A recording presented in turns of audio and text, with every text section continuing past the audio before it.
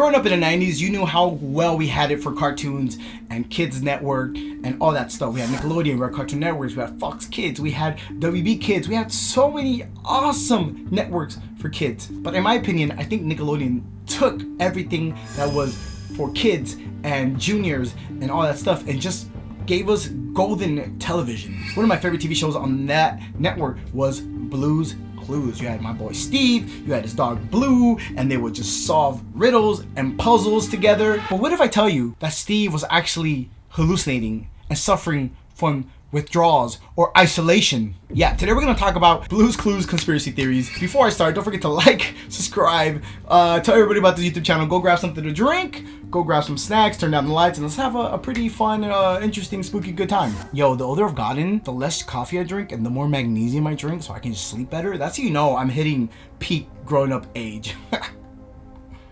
What if Steve isn't really living in his magical world? Can you help me? Can you go over to the chalkboard and tell my friend a message for me? Sure. Wait a minute.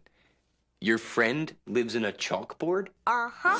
Of Blue's Clues and paprika and pepper and all this stuff. What if Steve is just using substance to escape isolation and the pain that comes with it? Steve is constantly alone. I don't know if you noticed that there's no parents, there's no people. You hear voices, but you never see the kids.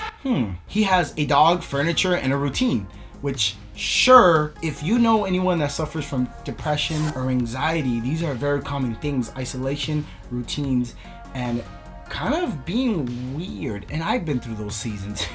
But unfortunately, isolation does lead to addictions. When you're isolated, you want to escape this isolation, so you go to a substance to escape and have this imaginary world of woo, colors and rainbows and talking dogs or brr, brr, brr, brr. So what if Blue's Clues isn't just a dog but escapism for Steve?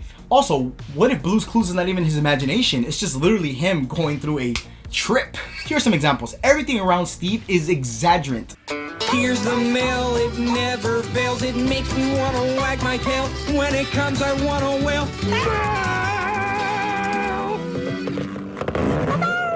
The colors, the sound, talking objects, the freaking mailbox sings. Reality bends. Do you remember when he would just be he'll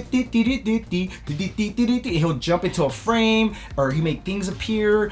It was just a lot of strange, unrealistic things happening around Steve.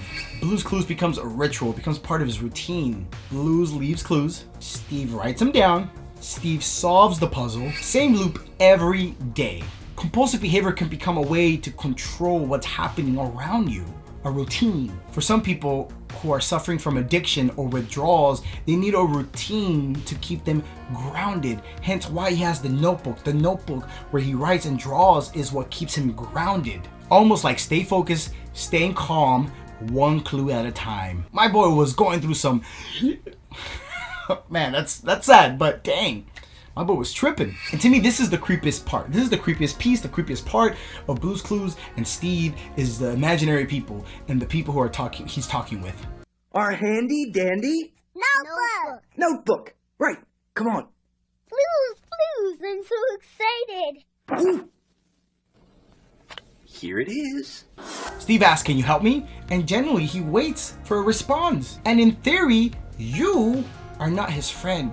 You are just an imagination of his addiction, withdrawal, creation, hallucination. I remember when Steve left Blue's Clues, there was rumors going around that he joined a rock band, a metal goth band, and he became satanic. I remember there was the rumors that he was addicted to drugs and he overdosed and died. So, there was all these rumors, and I was 7, 8, 9, and I was like, what the heck? And believe it or not, on the playground as kids, these rumors and conspiracies were being talked. So even at a young age, we love building our own assumptions and conclusions of certain things. Like our generation, my generation, was building itself to make what is cartoon conspiracies about everything and anything. So in the chronological storyline of Blue's Clues, Steve leaves to college. That's what we were told. But what if, in theory, he was leaving to rehab? because he was hurting himself. He was hurting the people around him. There's another theory that it's kind of crazy that this one, I don't know why it hasn't stuck around, that the kids that were talking to him were actually his own kids, but he was so high and tripping out on drugs that he couldn't attend them. So he was hallucinating, talking to them in this hallucinogen world of Blue's Clues, and the kids were sure participating because they're kids, they don't know better, but these were his kids that he just isolated. Crazy that he was just isolating from, or he was just tripping out and he just didn't know what to do with them. That is probably a sad part of this conspiracy theory. It's so crazy how a TV show that was teaching us kids to be problem solvers, to be critical thinkers, to know how to use our imagination and how to separate imagination from reality, or even take orders and directions, is about a man that was going through crazy addictions, crazy substance abuse, withdrawals, and finally realizes he had a problem, hence why he had to leave to college, aka rehab, and us kids were just left wondering what the heck happened to Steve. Now, this last little theory that I found online is, what if Blue is actually trying to save, or excuse me, warn Steve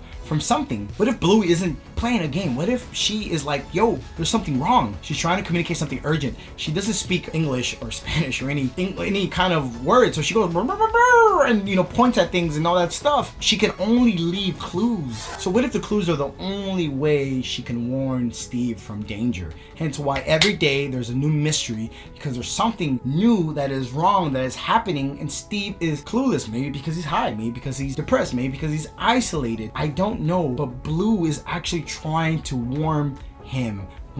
Sorry, my English is not Englishing right now. I think every conspiracy theory just ties back that Steve is losing his mind and he's not healthy in the head, and he's battling with some kind of substance or some kind of situation that's causing him to escape what's here. Maybe he wants to do drugs to escape the repetition of the same situation over and over.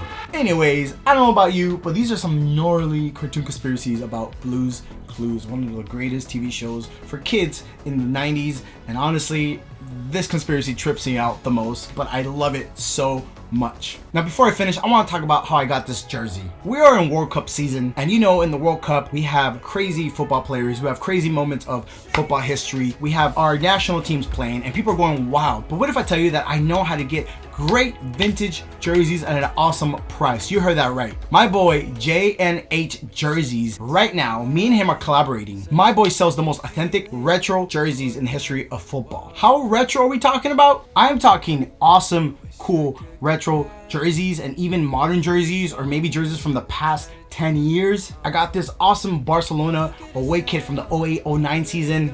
If you're a Barca fan, you know how memorable this jersey is. I have a awesome Cristiano Ronaldo Man U United from the 07-08 season, which in my opinion was one of the greatest seasons of football history. I have a retro Arsenal jersey with Titi Henry on the back. So I'm just saying, like, yo, these are legit original. Like, my boy does not play around. And last but not least, I have this awesome Messi jersey of that memorable season with Pep Guardiola took over Barca and changed football history forever with Messi. What I'm trying to say is that my boy sells the most authentic, awesome, best retro jerseys and modern jerseys. Hence why I got my Team USA jersey for this World Cup. Now, if you DM him right now on Instagram, say my name throughout the whole World Cup, say, hey, Leo Vasquez sent me, he'll give you a 10% discount. 10% discount. And let me tell you, his prices are great. He also does specials where he's like, hey, Ronaldo's playing today. If Ronaldo scores, I'm giving a jersey 50% off. Or hey, USA's playing today. If Pulisic scores, 50% off. Like, he does stuff like that right now during the whole World Cup. So don't take it from me. My boy is going hard with these jerseys. This is my favorite Mexico jersey. It is the Mexican pink jersey from the 2002 World Cup away. Oh my god, so good. So yo, hit up my boy right now, JNH Jerseys. I'll leave the link down below. Tell him I sent you. Get yourself a 10% discount. Go buy some jerseys. Go watch the World Cup. And honestly, y'all, go Team USA. I have them as my dark horse. We're gonna go far. All right, y'all. Well, thank you for joining me on today's cartoon conspiracy. I hope you had a good one. I hope it was something that boggled your mind and just kind of tickled your brain a little bit. Again, these are just cartoon conspiracies. They're not meant to be real. They're probably being debunked, but it's so cool just to use your brain and just pick at these things and see what the heck is going on here. Don't forget to like this video, subscribe to his YouTube channel, tell all your friends about this spooky, good, awesome cartoon conspiracy channel where we talk about weird things, music conspiracy, conspiracy cartoons, movies, and all that stuff. Love you guys. God bless. Be safe. Go Team USA. Let me know what team you're rooting for in the World Cup down below, and I'll see you guys on another spooky episode. Bye!